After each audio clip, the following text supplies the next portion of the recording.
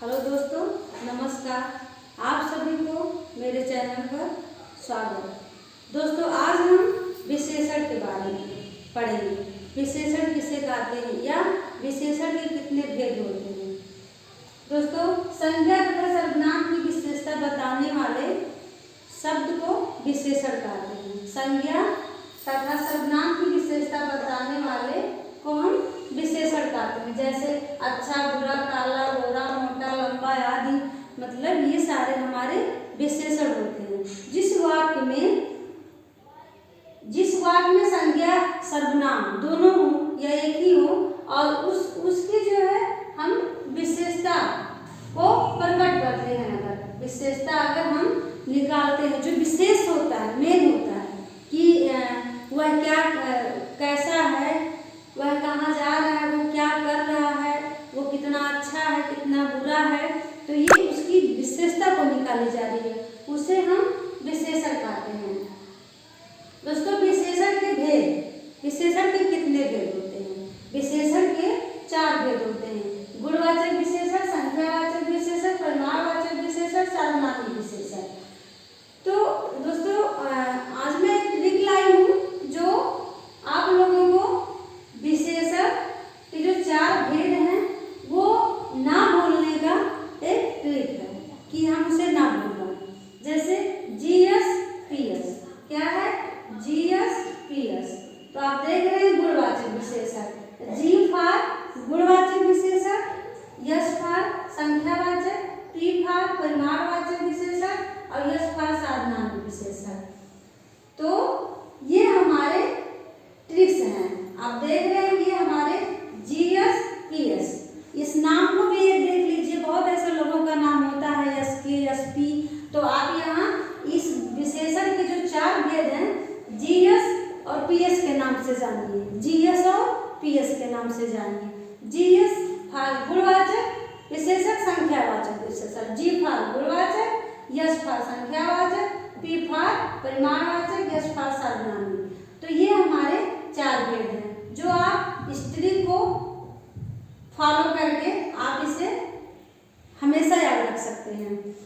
तो अब ये है दोस्तों कि गुणवाचक विशेषण किसे कहते हैं। गुणवाचक विशेषण किसे कहते हैं। जिस विशेषण से किसी का गुण या दोष प्रकट हो, जिस विशेषण में किसी का गुण या दोष प्रकट हो, हम उसे गुणवाचक विशेषण कहते हैं। अब गुण दोष में बहुत होते हैं, अच्छा है, बुरा है, ठीक, मोटा है, पतला है, कलर में आप आ सकते हैं, स्थिति आ सकती है, ये सारी चीज आते हैं। लेकिन अभी इतना ही समझ लीजिए, जिस विशेषण से किसी का गुण या दोष प्रकट हो वह हमारा गुणवाचक विशेषण है। जैसे मेरा दोस्त बेईमान है, मेरा दोस्त बेईमान है या फिर वह ईमानदार है। अब मेरा दोस्त बेईमान है तो आप बेईमान, अब यहाँ इसकी क्या बताई जा रही है, यहाँ इसका दोष निकाला जा रहा है, यानी मेरा दोस्त बेईमान है, इसमें जो विशेषता है, उसमें जो विशेषता है वो बेईमान है। अब विशेषता मतलब इसके चरित्र को टिटोरा जा रहा है कि क्या है इस व्यक्ति का, मेरे दोस्त का जो चरित्र है वो कैसा है। तो हमने परखा तो बस ऐसे मस्ती के साथ, मतलब कुछ नहीं, दोस्त है नहीं, लेकिन एग्जाम्पल लिया जाता है किसी न किसी का। तो मेरा दोस्त बेईमान है, यहाँ के चरित्र को देखा, यहाँ तो बेईमान है, ये दोस्त निकला, इसका दोस्त। वह ईमानदार है, वह है ईमानदार। तो ईमानदार जो है ये वह है ईमानदार है, तो जिस विशेषण में किसी का गुण या दोष प्रकट हो उसे हम गुणवाचक विशेषण कहते हैं। मेरा दोस्त बेईमान है, वह ईमानदार है, तो ये हमारे गुणवाचक विशेषण। संख्यावाचक विशेषण,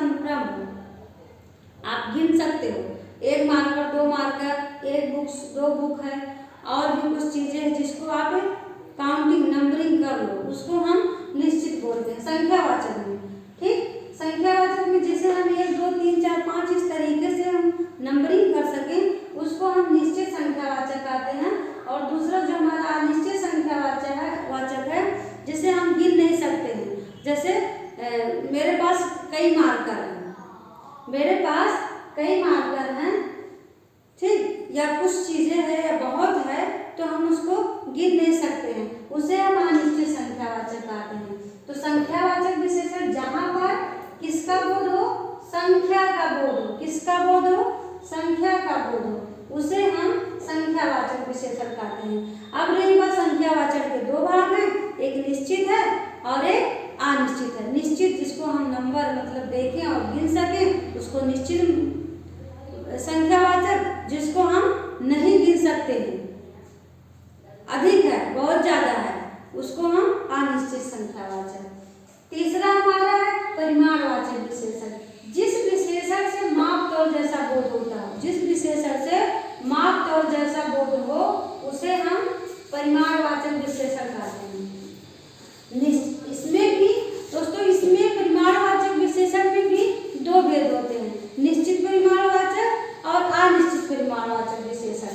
निश्चित परिमाणवाचक विशेषण में इसको भी हम नंबरिंग कर लें, 1 kilo, 2 metre, 4 metre, 5 kilo, 10 kilo, तो ये हमारा निश्चित है। लेकिन अनिश्चित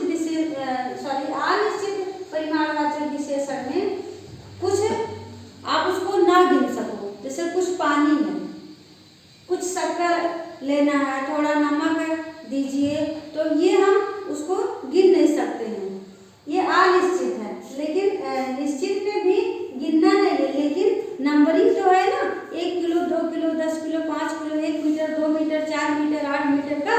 लेकिन अनिश्चित में आप 1, 2, 4, 5 नहीं लगा सकते हैं, बस कुछ कई अधिक इस प्रकार के आप हम लोग समझते हैं।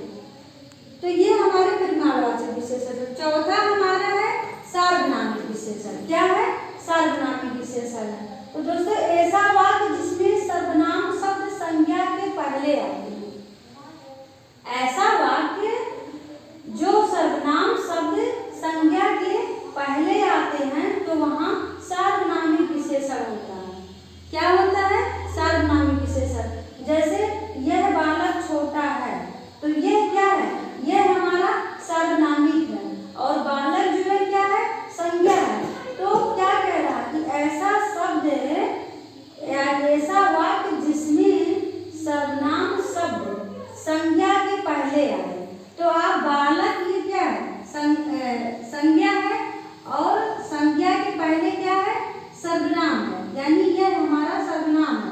तो संज्ञा बालक है, वो सर्वनाम यह है, तो संज्ञा के पहले ही पहले सर्वनाम आ रहा है। तो यह सर्वनाम जो है हमारा सर्वनामिक विशेषण है। दूसरा, यह पुस्तक मेरी है। अब पुस्तक हमारा संज्ञा है और यह सर्वनाम है, तो संज्ञा से पहले सर्वनाम आया, संज्ञा से पहले सर्वनाम आया है, तो यह हमारा सार्वनामिक विशेषण है। सार्वनामिक विशेषण में दोस्तों बस आपको कुछ नहीं देखना है कि संज्ञा से पहले जो शब्द आए हम उसे सार्वनामिक या सर्वनाम कहते हैं, या सर्वनामिक विशेषण होगा। जो शब्द संज्ञा से पहले आए उसे हम सार्वनामिक विशेषण कहते हैं। तो दोस्तों, ये हमारा जो ट्रिक है GS PS। तो GS गुणवाचक, संख्यावाचक, PS परिमाणवाचक, सार्वनामिक। आप इसको दिमाग में रख लीजिएगा, ताकि इससे आप विशेषण के जो 4 भेद हैं उनका नाम क्या क्या होता है, आप इसको ना भूल पाए। ठीक दोस्तों, तो ये हमारा विशेषण के जो पार्ट हैं सभी, मुझे उम्मीद है दोस्तों कि आप सभी को मेरा वीडियो पसंद आया होगा। तो आप मेरे चैनल पर दोस्तों कमेंट करके बताइएगा कि ये वीडियो आप सभी को कैसा लगेगा, क्योंकि कमेंट करना भी बहुत जरूरी होता है। आपके कमेंट से मुझे कुछ सीख मिलेगी कि हमने कहाँ कमियां की है, गलतियां की हैं। बाकी दोस्तों, जो भी कमियां होगी उसको मैं नेक्स्ट वीडियो में काफ़ी सुधार लाऊंगी। धन्यवाद।